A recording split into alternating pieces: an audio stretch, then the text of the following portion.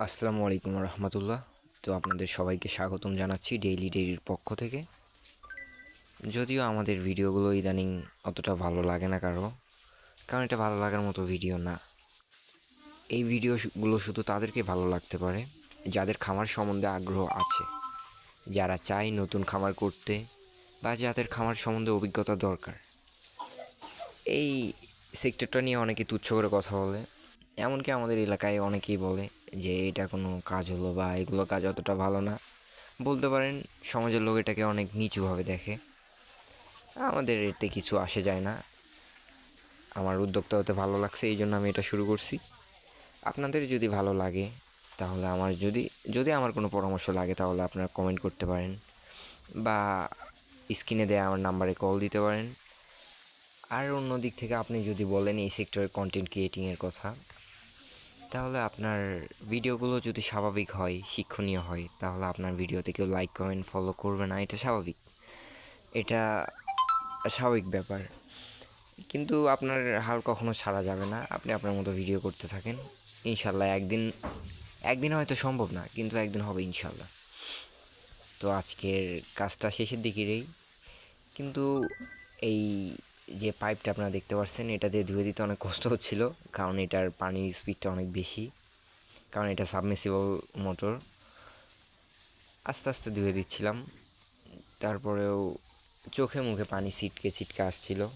যদিও কাজটা অনেক কষ্টের, তবুও স্বীকার করতে হবে।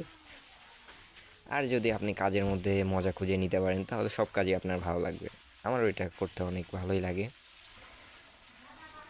আর এইগুলো বলতে পারেন যে পশু পাখির সাথে যদি আপনি চলাফেরা করেন তাহলে দেখবেন এদের প্রতি একটা মায়া কাজ করে, আপনার নিজ থেকে এদের ভালো লাগবে।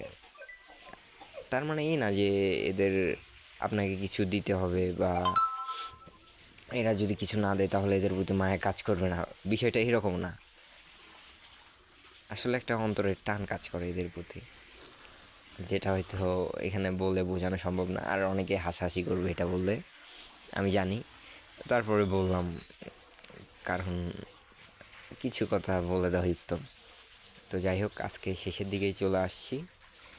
যদিও অনেক সময় লাগে, 10 থেকে 15 মিনিটের মতো সময় লাগে পুরো গোয়ালটা ধুয়ে দিতে।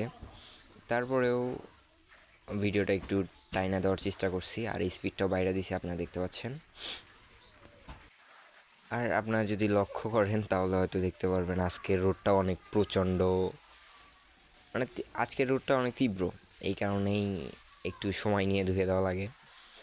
আর এগুলো তুলনামূলক একটু বড়, যদি ছোট হইতো তাহলে ধুয়ে দিতে অনেক সুবিধা হইতো, তবুও ব্যাপার না, আল্লাহ যা করে তাতে মঙ্গল।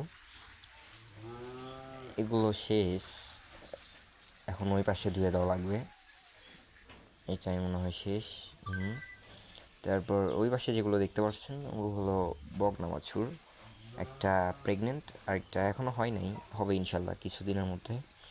এই পাশে সেভাবে দেখা যাচ্ছিল না। যদি আপনাদের দেখার ইচ্ছা হয় তাহলে আমি নেক্সট ভিডিওতে ইনশাল্লাহ দেখাবো। তারপর একটু দেখে, এই যে দেখেন, এটা মেবি 15 থেকে 16 মাস বয়স হবে, আর প্রেগনেন্ট 3 মাসের হবে। আর ওই পাশে যেটা আছে ওইটার 18-20 মাসের মতো বয়স।